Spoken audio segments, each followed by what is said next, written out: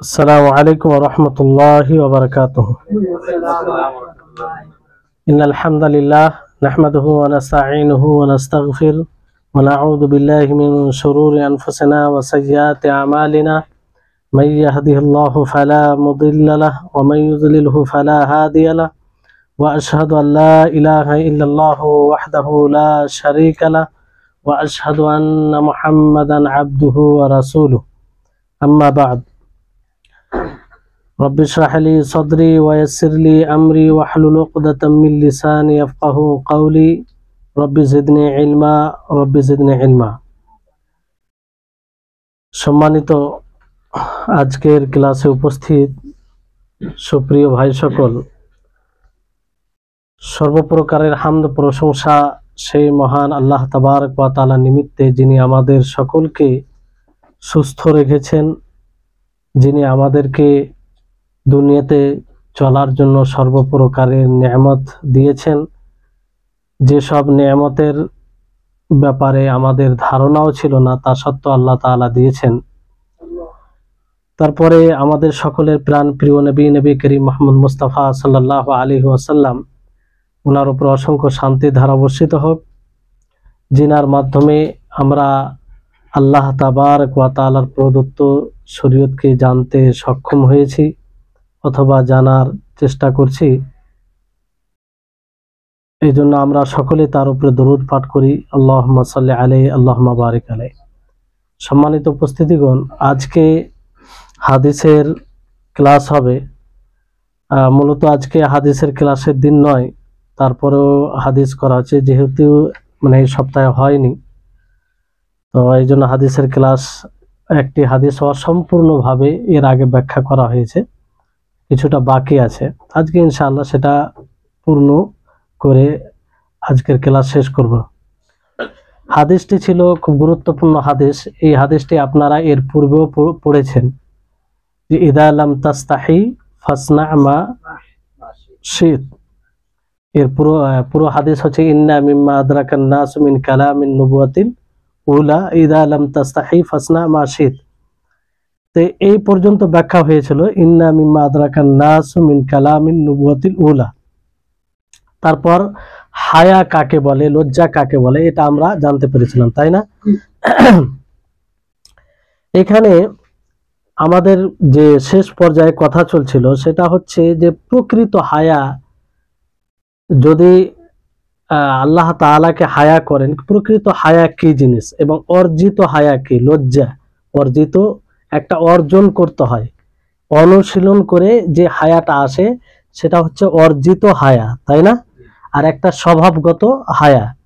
স্বভাবগত হায়া দেখবেন অনেকেই জন্মগত এতটা লজ্জাশীল হয়, সে মন্দ কাজ করতে পারে না লজ্জার কারণে, বুঝতে পারলেন? জন্মগত ভাবে এরকম মানুষ দেখেছেন কি দেখেননি? জন্মগত ভাবে এত লজ্জাশীল হয় যে লজ্জার কারণে সে অনেক যেগুলো হয়তো শিষ্টাচার বিরোধী কাজ সেগুলো করে না, বুঝতে পারলেন? এটা স্বভাবগত। আর একটা হচ্ছে অর্জিত, অর্জন করতে হয়, অনুশীলন করে এটা অর্জন হয়, যেটা হাদিসে প্রমাণিত, বুঝতে পারলেন? যেমন হাদিসে বলা হয়েছিল যে আপনি এমন চিন্তাধারা রাখবেন না, খাওয়ারিজের মতো চিন্তাধারা, বিদাতি পন্থীদের মতো চিন্তাধারা, কোরআন হাদিসের বিরুদ্ধে চিন্তাধারা, নাস্তিকের চিন্তাধারা, এগুলো থেকে নিজের ব্রেনকে হেফাজতে রাখবেন। এটা একটা লজ্জার মধ্যে পড়ে।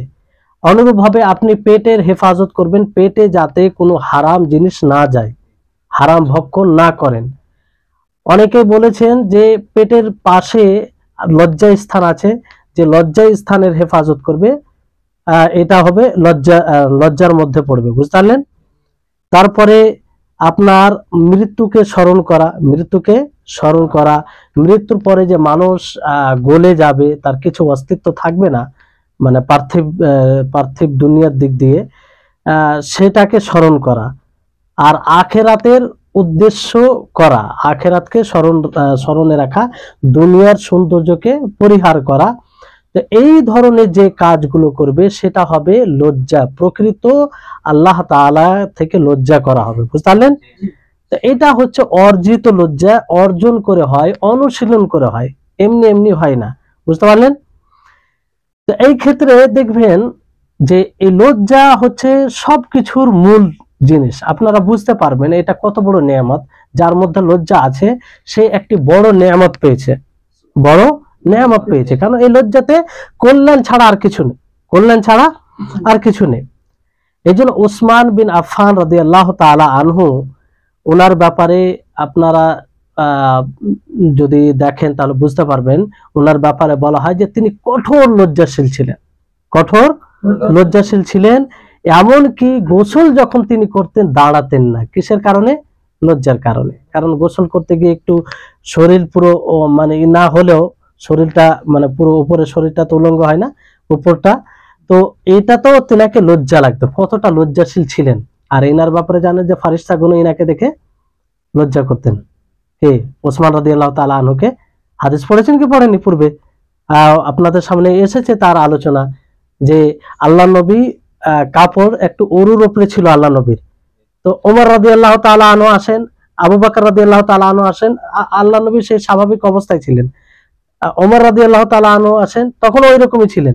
কিন্তু যখন ওসমান রাদিয়াল্লাহু তাআলা আনহু আসেন, তিনি নিজেকে সংযত করিলেন। তো আয়েশা রাদিয়াল্লাহু তাআলা আনহা জিজ্ঞাসা করলেন যে কি ব্যাপার, আবু বকর রাদিয়াল্লাহু তাআলা আনহু, ওমর রাদিয়াল্লাহু তাআলা আনহু তিনারা এলেন, আপনি কিছুই যেমন ছিলেন তেমনই ছিলেন, কোনো পরিবর্তন করলেন না নিজেকে। আর যেমন ওসমান রাদিয়াল্লাহু তাআলা আনহু এলেন আপনি নিজেকে সংযত করলেন, ব্যাপারটা কি? তখন তিনি আল্লাহর নবী বললেন যে আমি তাকে লজ্জা করব না যাকে দেখে ফারিস্তাগণ লজ্জা করে। তা এটা ওনার মানে গুণ ওনার মধ্যে ছিল। আবু বকর রাদিয়াল্লাহু তাআলা আনহু এতটা লজ্জাশীল ছিলেন, যখন তিনি কাজায়ে হাজাত করতেন, কাজায়ে হাজাত মানে টয়লেট, পেশাব, প্রাকৃতিক যেটা প্রয়োজন সেটা পূর্ণ করতেন, তখন নিজেকে আবৃত্ত করে নিতেন, নিজেকে ঢেকে নিতেন লজ্জায়। কতটা লজ্জা ছিল! একাকী ভাবে, কেউ নেই, মানুষ স্বাভাবিকভাবে মানুষ কি করে, সেখানে নির্জনে থাকে, ঘেরা থাকে চারদিক, তো খোলামেলা থাকে কিংবা কিছু মনে করে না। কিন্তু ইনারা এত লজ্জাশীল ছিলেন যে সেখানেও লজ্জা করতেন, কারণ আল্লাহ তাআলার দৃষ্টি তো সব জায়গায়, আল্লাহ তাআলা তো সকলকে দেখছে। বুঝতে পারলেন? তাহলে বিষয়টা হচ্ছে যে সালাফগণের আপনি জীবনী যদি পড়েন তো তাদেরকে অনেক লজ্জাশীল পাবেন, ফলে তারা ওই রকম চরিত্রের অধিকারও ছিলেন। বুঝতে পারলেন? তো হাদিসে যেটা একটা বাক্য আপনারা পড়েছেন যে ফাসনা মাশিত, যদি আপনার মধ্যে লজ্জা না থাকে তাহলে যেটা ইচ্ছা সেটা করো। বুঝতে পারলেন? তো ফাসনা মাশিত এই বাক্যের অর্থ ওলামায়ে কেরাম তিনটি অর্থ বলেছেন। কয়টি অর্থ বলেছেন? তিনটি অর্থ। ভালো করে শুনেন। একটি অর্থ হচ্ছে যে এটা আসলে আল্লাহ তাবারক ওয়া তাআলার ধমক, যে তোমার লজ্জা না থাকলে তুমি যা ইচ্ছা করো, কিন্তু মনে রাখো তোমাকে এর ক্ষতি মানে ক্ষতি তোমাকে ক্ষতির সম্মুখীন হতে হবে, ক্ষতির সম্মুখীন হতে হবে। বুঝতে পারলেন? যেমন বলি না আমরা যে করো দেখে নেব তোমাকে, বলি কি বলি না? এটা কি ধমক? আচ্ছা তুমি যাও খেলাধুলা করো, তুমি সন্ধ্যায় এসো, তার মানে কি? মানে তাকে খেলাধুলা করতে বলছে না, মানে একটা ধমক, একটা ধমক। অনুরূপ ভাবে হাদিসে এটা ধমক দেওয়া হয়েছে যে ঠিক আছে তোমার লজ্জা নেই ফলে যা কিছু করছো করো, কিন্তু তোমাকে এর হিসাব দিতে হবে। এর কি দিতে হবে? হিসাব দিতে হবে। এটা একটা অর্থ উলামায়ে কেরাম বলেছেন। যেমন আল্লাহ তাবারক ওয়া তাআলা বলেন যে ই'মালু মা শি'তুম, তো তোমরা যা ইচ্ছা তা করো, যা ইচ্ছে তা করো। তো আল্লাহ তাআলা কি ছাড় দিয়েছেন, স্বাধীনতা দিয়েছেন যে যেটা ইচ্ছা সেটা করো? এটা ধমক যে তোমরা করো, কিন্তু এর কি দেওয়া হবে? বদলা দেওয়া হবে তোমাদেরকে। ভালো কাজ করলে ভালো, আর মন্দ কাজ করলে মন্দ বদলা দেওয়া হবে। বুঝতে পারলেন? দ্বিতীয় অর্থ, প্রথম অর্থ বুঝতে পারলেন? দ্বিতীয় অর্থ হচ্ছে যে এটা মানে শরীয়ত সম্মত আদেশ, কি আদেশ? হুকুম, শারঈ হুকুম, যে যদি তুমি লজ্জা না করো কোনো কাজ থেকে তাহলে তুমি করো, সেটা করো, কারণ সেটা ভালো বিষয়। লজ্জা যদি কোনো কাজ করতে গিয়ে লজ্জা না হয়, সংখ্যা না হয়, তার মানে কি সেটা ভালো বিষয়, সেটা কি ভালো। কারণ মুমিন মুমিনকে যদি কোনো কাজ করতে গিয়ে লজ্জা না হয়, তার মানে আসলে সে কাজটা ভালো, আসলে সে কাজটা ভালো। কারণ মুমিন মন্দ জিনিস থেকে লজ্জা করবে, মন্দ জিনিস থেকে কি করবে? লজ্জা করবে। তো কোনো জিনিসে, কোনো কথায়, কোনো কর্মে যদি মুমিনকে লজ্জা না হয়, মানে লজ্জা না আসে, তার মানে সে কাজটি ভালো, সে কাজটি কি ভালো, মানে মুবাহ কাজ, ভালো কাজ। অতএব তুমি এই কাজটি করো, এই কাজটি করো। তো এটা এক প্রকার মুবাহ। তার মানে এখান থেকে এটা স্পষ্ট হচ্ছে যে যে কাজ থেকে মুমিনকে লজ্জা পাবে না, কিংবা মুমিনের লজ্জা হবে না, হায়া হবে না, মানে সেটা নরমাল ভালো কাজের জন্য, তাহলে সেটা ভালো কাজ, যদি সেটা শরীয়ত বিরোধী না হয়। বুঝতে পারলেন? যে যদি এমন কোনো কাজ, যে কাজ করতে গিয়ে মুমিন, সে কাজ করতে গিয়ে মুমিনকে লজ্জা হয় না, আর সেটা শরীয়ত বিরোধী নয়, সেটা শরীয়ত বিরোধী নয়, তাহলে সেটি কি? মুবাহ কাজ। মুবাহ মানে বৈধ কাজ, জায়েজ কাজ, সেটা করা যাবে। বুঝতে পারলেন? তাহলে এটা উদ্দেশ্য, ফাসনা মাশিদ, যে তুমি যা ইচ্ছা তা করো। এর অর্থ হলো যে এটা শারঈ একটা আদেশ, শরীয়ত সম্মত আদেশ, যে কাজ করতে গেলে লজ্জা হবে না, মানে ভালো জিনিস হওয়ার কারণে লজ্জা হয় না, সেটা তুমি করো, সেটা তোমার জন্য জায়েজ। দ্বিতীয় অর্থ বুঝতে পারলেন? তৃতীয় অর্থ হচ্ছে যে, আমি কিন্তু পরে জিজ্ঞাসা করব, তৃতীয় অর্থ হচ্ছে যে এটা হচ্ছে আল্লাহর নবী খবর দিলেন, মানে খবর দেওয়া, যে মানুষ যখন, আর এটাকে দুটো অর্থে বলা হয়েছে। কটা অর্থে? দুটো অর্থে। একটা হচ্ছে যে আল্লাহ নবী খবর দেন যে যারা লজ্জা করে না, তারা মূলত যা ইচ্ছা তাই করে, তাদের কোনো মানে বাধা কিংবা দ্বিধা সংকোচ আসে না। বুঝতে পারলেন? যেটা ইচ্ছা সেটা করে তারা। কিংবা যারা লজ্জা করে না, তার উপরে আপনি নিরাপদ হতে পারেন না। তাকে আপনি কোনো জিনিস যদি রাখতে দেন, তাহলে সেই জিনিস রাখতে দিয়ে আপনি নিরাপত্তা নয়। আপনি যদি তাকে বাড়ি দেন, তো বাড়ি দিয়ে আপনি নিরাপত্তা নন। বুঝতে পারলেন? আপনি তাকে কোনো কথা বলেছেন, তো কথা বলে আপনার নিরাপত্তা নেই, কারণ সে লজ্জাহীন, সে যে কোনো এর বিরোধিতা করতে পারে। বুঝতে পারলেন? তো এটা একটা অর্থ। আর আরেকটি অর্থ, যে এখানে আল্লাহর নবী মানুষের অবস্থার খবর দিয়েছেন। মানুষের কি দিয়েছেন? অবস্থার খবর দিয়েছেন, যে মানুষের অবস্থা এমন যে যখন মানুষ লজ্জা করে না, সংখ্যা করে না, হায়া করে না, তখন যা ইচ্ছে তাই করে, যা ইচ্ছে তাই করে। এটা বাস্তব কি বাস্তব নয়? এই জন্য দেখবেন যার লজ্জা নেই, সে গালি দেয়, হ্যাঁ, সে অশ্লীল কথা বলে, সে শিষ্টাচার বিরোধী কাজ করে, কোনো যায় আসে না, করে কি করে না। কিন্তু যে লজ্জাশীল হয়, সে বলে না। একজন ভালো মানুষ, সে সহজে গালি দিবে? গালি দিতে গিয়ে সে তার লজ্জা করবে, লজ্জা তাকে বাধা দিবে, লজ্জা সংখ্যা তাকে বাধা দিবে। তো লজ্জা না থাকার কারণে মানুষ কি করে? সবকিছু করে। আজকে দেখুন, বর্তমান সময়ে আপনি যদি দেখেন, তো মানে লজ্জা না থাকার কারণে নিজেকে মানে নগ্ন করে পেশ করা, এটাই মানুষের কি হয়েছে? তাদের লাইফ স্টাইল হয়ে গেছে। লাইফ স্টাইল মানে এটাকে একটা বিজনেস, ব্যবসার রূপ দিয়েছে। ফিল্ম ইন্ডাস্ট্রি দেখেন, যে যতটা নিজেকে উলঙ্গ করতে পারবে, যে যতটা তাদের মানুষের, দর্শকের নিকটে অশ্লীল ভাবে পেশ করতে পারবে, সে ততটাই তাদের নিকটে সম্মানিত। এটা এই হাদিসের ফলাফল নয়? মানে এই হাদিস তাদের উপরে ফিট হচ্ছে কি হয় না? যে ইদা লাম তাস্তাহি ফাসনা মাশিদ, যে লজ্জা না থাকলে যেটা ইচ্ছা। এদের জন্য এগুলো খুব সহজ হয়ে গেছে, কিন্তু যার মধ্যে লজ্জা আছে, এগুলো করতে পারবে?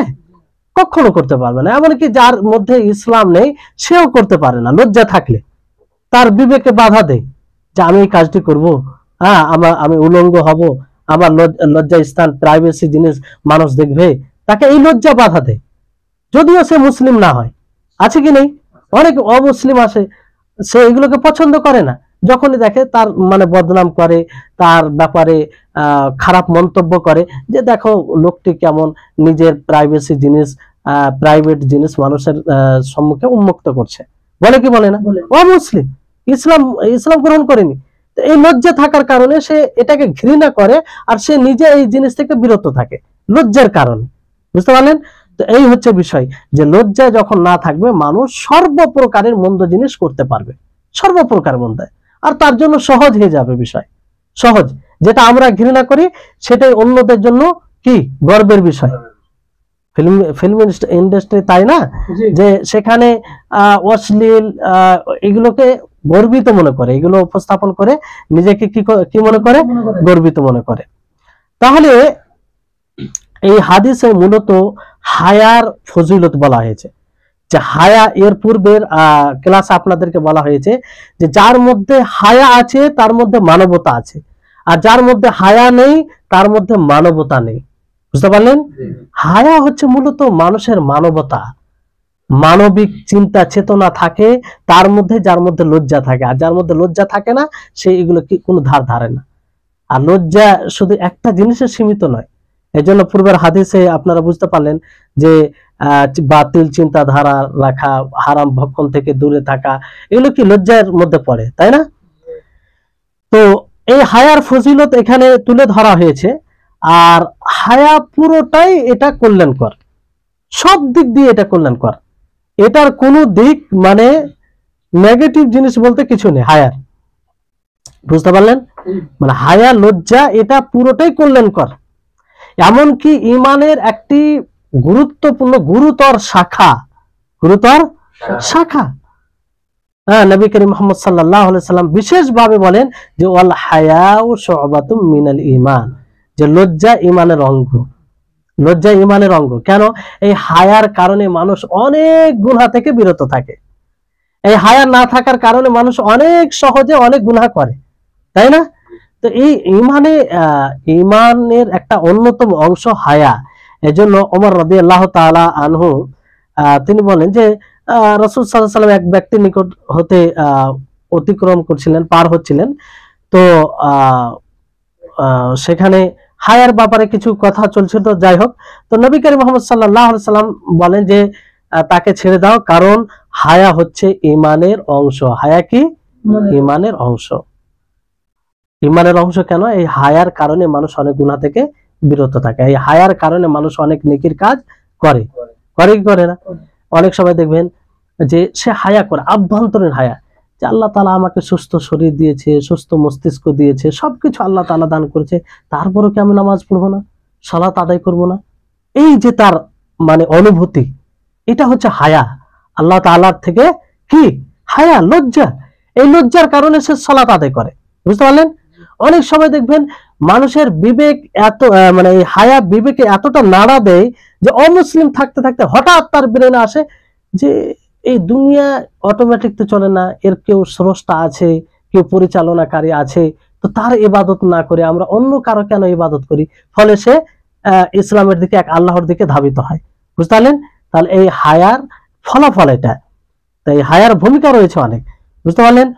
তারপরে আপনার হায়া সবসময় কল্যাণ নিয়ে আসে, যার মধ্যে লজ্জা থাকবে সে কল্যাণ নিয়ে আসবে। এবং হায়া থাকলে প্রত্যেকটা যেই জিনিসে হায়া করা হবে, লজ্জা করা হবে, তার পরিণামও ভালো হয়, কল্যাণ করা হয়। নবী করিম মুহাম্মদ সাল্লাল্লাহু আলাইহি ওয়াসাল্লাম বলেন যে আল হায়াউ খায়রুন কুল্লুহু, মুসলিমের হাদিস, যে হায়া পুরোটাই কল্যাণকর, হায়া পুরোটাই কল্যাণকর। তারপরে আরো হাদিসে এইভাবে এসেছে যে হায়া কল্যাণ ছাড়া কিছু নিয়ে আসে না, হায়ার দ্বারাতে কল্যাণই হয়, কল্যাণ ছাড়া অকল্যাণ ঘটে না। বুঝতে পারলেন? তো যখনই কোনো মানুষের নিকট থেকে হায়া বিলুপ্ত হয়ে যাবে, কি বিলুপ্ত হবে? হায়া বিলুপ্ত হয়ে যাবে, লজ্জা বিলুপ্ত হয়ে যাবে, তখন তাকে প্রত্যেকটা জিনিসের জন্য অপেক্ষা করতে হবে। মানে তার দ্বারা প্রত্যেকটা জিনিস সহজ হয়ে যাবে। কি হয়ে যাবে? সহজ হয়ে যাবে। বাবা মাকে গালি দেওয়া, স্ত্রীকে মারধর, তারপরে স্ত্রীর উপরে খারাপ, স্ত্রীর সাথে খারাপ ব্যবহার, প্রতিবেশীর সাথে খারাপ ব্যবহার, বড়দের সম্মান না করা, ছোটদের প্রতি স্নেহ না করা, এই সবগুলো তার জন্য কি হয়ে যাবে? সহজ হয়ে যাবে। বুঝতে পারলেন? এই জন্য বলা হয় যে হায়া ঈমানের সাথে সম্পৃক্ত, ঈমানের সাথে মিলিত বিষয়। তো যার মধ্যে থেকে হায়া চলে যায়, হ্যাঁ, মানে নিকটে অচিরে তার মধ্যে থেকে ঈমানও চলে যেতে পারে। কি চলে যেতে পারে? ঈমানও চলে যেতে পারে। এই জন্য নবী করিম মুহাম্মদ সাল্লাল্লাহু আলাইহি ওয়াসাল্লাম বলেন, হাকিম হাকিম রিওয়ায়াত করেছেন মুস্তাদরাকে। তারপরে আল্লামা আলবানী হাদিসটিকে সঠিক বলেছেন যে আল হায়া ইন্নাল হায়া ওয়াল ঈমান কুরিনা জামিআ ফাইদা রুফিয়া আহদুহুমা রুফিয়াল আখার। যে হায়া এবং ঈমান দুটি একসাথে, দুটির মধ্যে একটি যখন উঠে যায় তো দ্বিতীয়টি উঠে যায়, একটি যখন বিলুপ্ত হয়ে যায় তো আরেকটি সাথে সাথে বিলুপ্ত হয়ে যায়। বুঝতে পারলেন? আর এই হায়ার ফজিলত আপনাদেরকে কি বলবো, আল্লাহর নবী অসংখ্য হাদিস বলেছেন এই হাদিসের ব্যাপারে। তো হায়া যে কাজে, যে কর্মে, যে কথায় এই লজ্জা হায়া থাকবে, সে কাজ, সে কর্ম এটা সুন্দর হবে। কি হবে? সুন্দর হবে, সেটা গঠনমূলক হবে। বুঝতে পারলেন? আর যেই কাজ থেকে, যেই কর্ম থেকে, যেই কথা থেকে এই হায়া বিলুপ্ত হবে সেটা অসৌন্দর্য হবে। কি হবে? অসৌন্দর্য হবে, সেখানে কোনো সৌন্দর্য থাকবে না। এটাই দেখবেন যে যাদের মধ্যে হায়া নেই, কথার মধ্যে কোনো মিষ্টি থাকে না, মিষ্টি থাকে না, কর্কশ ভাষী হয়। কি হয়? কর্কশ ভাষী, দুঃখ পায় মানুষ, কথার দ্বারা দুঃখ পায়। মানে হায়া না থাকলে যেমন তেমন, যাকে যেমন পায়, যেভাবে পায় কথা বলে কি বলে না, এরকম মানুষ আছে কি নেই? অনেক মানুষ দেখবেন মূলত হায়া না থাকার কারণে। হায়া থাকলে সে এরকম ভাবে কথা বলবে না, সে অবশ্যই ভাববে যে আমার কথা দ্বারাই সে হয়তো কষ্ট পেতে পারে, সে হয়তো কষ্ট পেতে পারে। বুঝতে পারলেন? এই জন্য হাদিসের মধ্যে নবী করিম মুহাম্মদ সাল্লাল্লাহু আলাইহি ওয়াসাল্লাম বলেন, ইবনে মাজাহ, তিরমিজিতে রয়েছে, ইবনে মাজাহতে রয়েছে যে মা কানাল হায়াউ ফি শাইইন ইল্লা জানা, যে যেই জিনিসে হায়া থাকবে, লজ্জা থাকবে, সেটা সুন্দর হবে। সেটা কি হবে? সুন্দর হবে। তাই হায়া দেখছেন, তাহলে যার মধ্যে হায়া আছে সে কত বড় নিয়ামত পেয়েছে। তো এই হায়ার জন্য আমাদেরকে অনুশীলন করতে হবে কি হবে না? আর লজ্জাশীল হতে হবে কি হবে না? লজ্জাহীন মানে লজ্জাহীন হলে হবে না। আপনি লজ্জাহীন হলে অনেক গুনার কাজ, বড় কাবিরা গুনাহ সহজ হয়ে যাবে আপনার। বুঝলেন? এজন্য দেখবেন কে জীবনে গালি দেয় না, গালি দেওয়াটা সে পাহাড় সমতুল্য মনে করে। আর কেউ মনে গালিটা তার ঠোঁটের উপরে থাকে, কথায় কথায় গালি বের হয়। তার মানে কি একজন লজ্জাশীল আর একজন লজ্জাশীল নয়। বুঝতে পারলেন? তো এই হচ্ছে হায়ার উপকারিতা। তো এই হায়ার কারণে দেখবেন যে হায়াটা প্রকৃত ইসলামের ব্যবহার। ইসলাম একটা মানুষকে সুন্দর চরিত্র অবলম্বন করার একটি পরিমাপ দেওয়া হয়েছে। বুঝতে পারলেন? এই হায়ার মাধ্যমে মানুষ ভালো চরিত্রের অধিকারী হয়। বুঝতে পেরেছেন?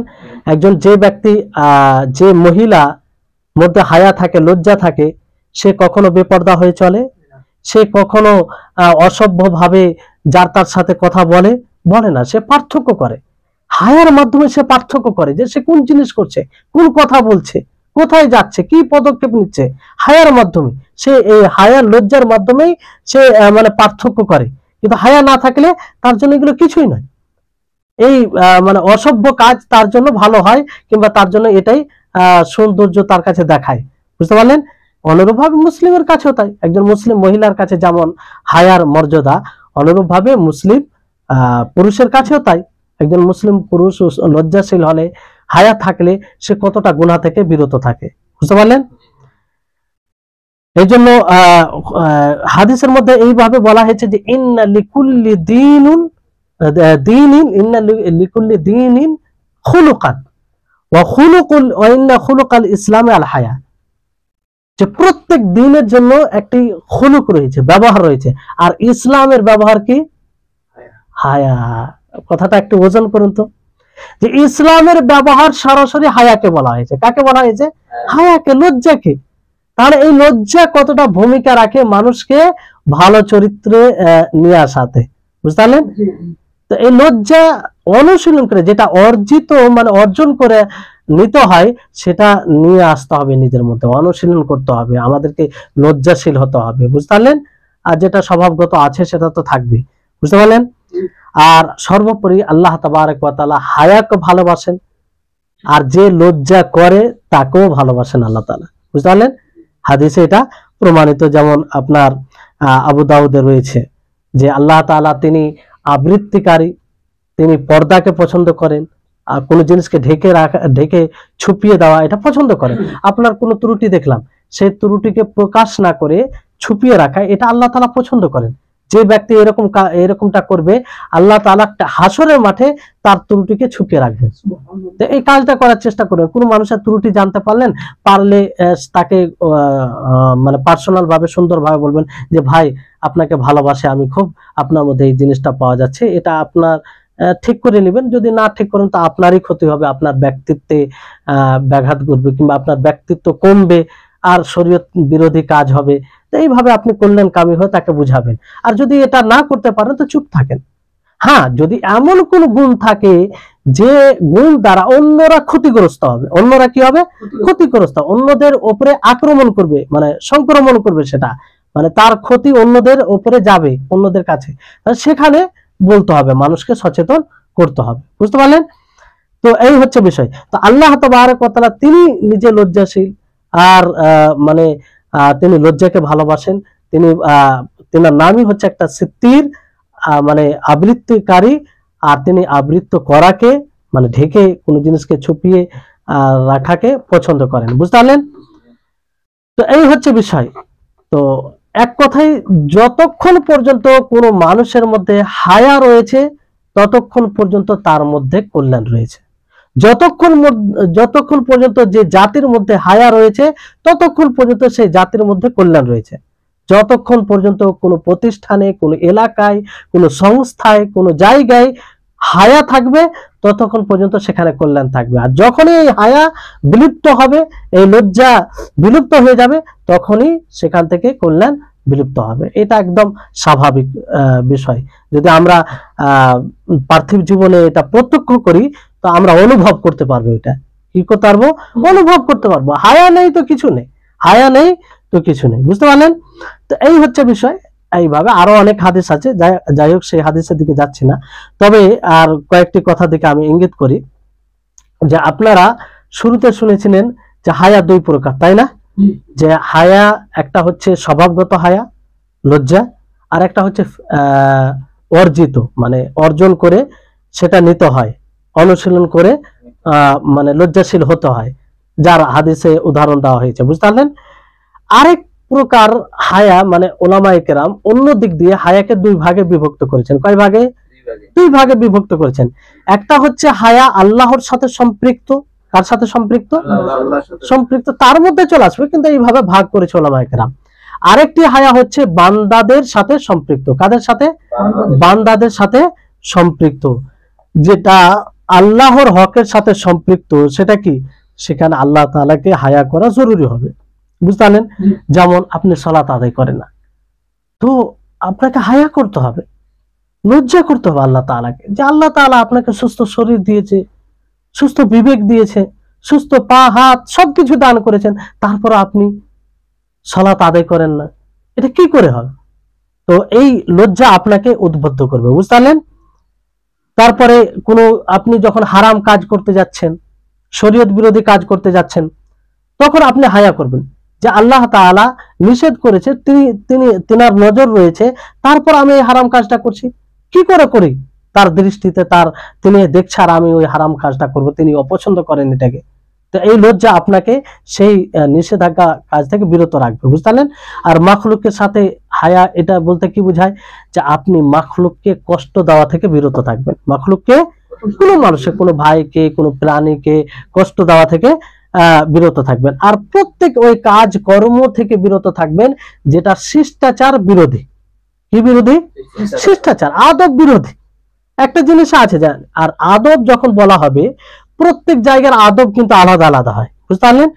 সব জায়গা হিসাবে এটা একটা কিছু আলাদা আসে, মানে আলাদাভাবে আদব মনে করা হয়। বুঝতে পারলেন? তো সেই জায়গার মুরুয়াত, আদব, আখলাকের আপনি খেয়াল রাখবেন। এটাই হচ্ছে লজ্জাশীল হওয়ার একটা অন্যতম লক্ষণ। বুঝতে পারলেন? যেমন ধরেন যে আপনি মজলিসে বসে আছেন, কোনো মজলিসে বসে আছেন, ইলমি হালকায় বসে আছেন, সেখানে কেউ যদি পা মানে বিস্তারিত করে বসে যায়, একটা মজলিসে যেখানে মানুষ সাধারণত বসে না, তো এটা কি হবে? শিষ্টাচার বিরোধী হবে কি হবে না? তো এটা হায়া বিরোধী কাজ হবে। কি বিরোধী কাজ হবে? হায়া বিরোধী কাজ হবে। কিংবা ধরেন যে এমন জায়গায় আছেন যে সেখানে ভালো কথা হচ্ছে, আপনি ফোনে কথা বলতে শুরু করলেন, আর সেখানে সেটাকে বেয়াদবি মনে করা হয়, তো এটা কি? হায়া বিরোধী কাজ হবে। কি বিরোধী কাজ হবে? যেটা বান্দার সাথে মাখলুকের সাথে সম্পৃক্ত, বুঝতে পারলেন? তারপরে আরেকটা দিক আছে যে অনেক হায়া, এই জন্য ওলামায়ে কেরাম আরেক দিক দিয়ে তার ভাগ করেছেন যে একটা প্রশংসনীয় হায়া আর একটা হচ্ছে নিন্দনীয় হায়া। নিন্দনীয় হায়া কোনটা?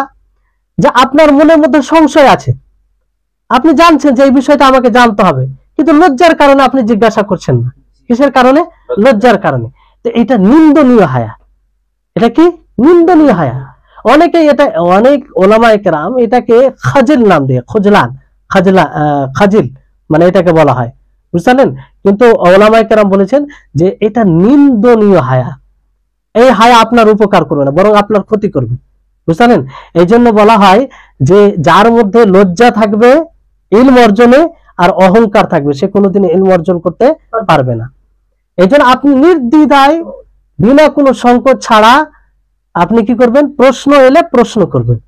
এটা হবে আপনার ইলম অর্জন করার, কিংবা আপনি ইলম অর্জন করতে পারবেন, কিংবা আপনার জন্য ইলম অর্জন করা সহজ বিষয় হবে যদি এইভাবে প্রশ্ন করেন। আর লজ্জার কারণে যদি কি প্রশ্ন করব, কেমন ভাবে করব, কে জানে বাক্যটা ভুল হবে, এইভাবে এইরকম অনেকজনের মধ্যে, সবার মধ্যে এই কাজটা করে, সবার মধ্যে। যেমন আমরা জামিয়া ইসলামিয়াতে দেখেছি, আমরা অনেক প্রশ্ন করতাম না। যেমন বেশিরভাগ আরো ছাত্র ছিল, যেরকম আফ্রিকার যেগুলো ছাত্র ছিল, কিংবা আরো অন্য দেশের যেগুলো ছাত্র ছিল, তারা খুব বেশি বেশি প্রশ্ন করতো। তো ওই তুলনায় আমরা কম করতাম, ওই তুলনায় আমাদের কম, মানে তাদের তুলনায়। তাহলে এটা কি? একটা নিন্দনীয় লজ্জা। কি? যেটা ইলম অর্জনে বাধা দেয়। ইলম অর্জনে কি দেয়? বাধা দেয়। কিন্তু যারা দেখবেন যে প্রশ্ন করতে পারে নির্দ্বিধায়, তারা সবকিছু জানতে পারে, সবকিছু জানতে পারে। তো এটা, এই লজ্জা থেকে বিরত থাকতে হবে, এই লজ্জা থেকে বিরত থাকতে হবে।